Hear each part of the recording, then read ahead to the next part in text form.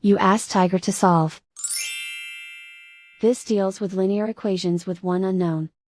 The final result is x equals 70. Let's solve it step by step. Swap sides. Group all constants on the right side of the equation. Add 11 to both sides. Simplify the arithmetic.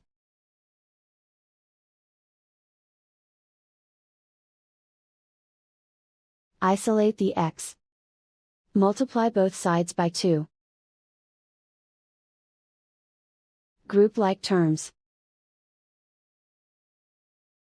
Multiply the coefficients.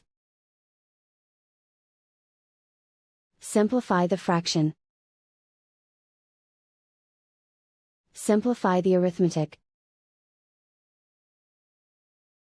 And so the final result is x equals 70.